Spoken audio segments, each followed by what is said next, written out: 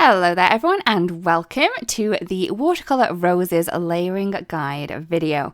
So first up I have a piece of cardstock and it's 4 1/4 by 5 1/2 and I just have that on my stamp wheel sticky mat. I'm then going to take the first of the stencils from the stencil set and place the large rose into place. So for this layer here, I'm going to be using the Wisteria ink. So this is going to be the lightest ink colour I am going to use. I'm just going to add enough ink onto that there. Once that's done, we can lift the stencil and then pop the smaller petal or the rose into place. Now that's just going to kind of line up on the right hand edge petal that we have on the larger one, and they do fit in together perfectly. And for this layer again, I will be using the Wisteria ink for that one. I'm then going to move the stencil over and I'm going to line up the bottom edge and the top edge of the flower that we've just done, the smaller one.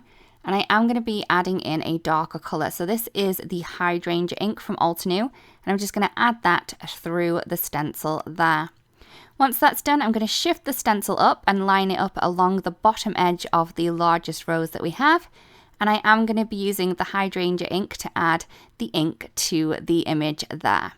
Once that's done, we can then remove that stencil and then we're going to move on to stencil number 2. Now this is going to line up on both of the flowers in exactly the same time, so it is going to kind of save time this way around. And for this one here, I will be using the ultraviolet ink to add a darker shadow onto the images here.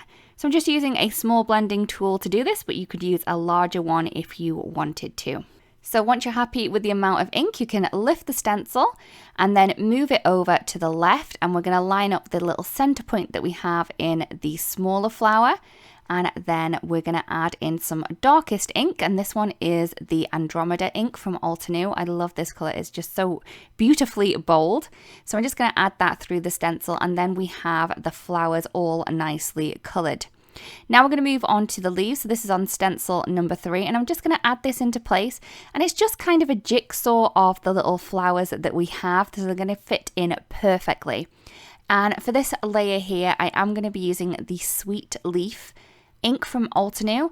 I'm using a mini blending tool here, but you could use a small one, you could use a larger one because it is quite a large area. And I'm just going to add in ink to the stencil. Now I am trying to add more of the ink to the kind of the base of the petals and then less at the tips, and that's going to give me that beautiful gradient effect there. So once I'm happy with the ink coverage, I can then pick up the stencil and then add it back into place over the leaves that we've just coloured. And for this layer here, we are going to be adding in some detail and shading to those leaves. So for this layer, I will be using the Just Green ink, and I'm just going to add that through the stencil there. Once that's done, we can remove this stencil, and then that is the layering complete. We really do hope this video helps. Thank you so much for watching, and we'll see you again really, really soon. Bye-bye.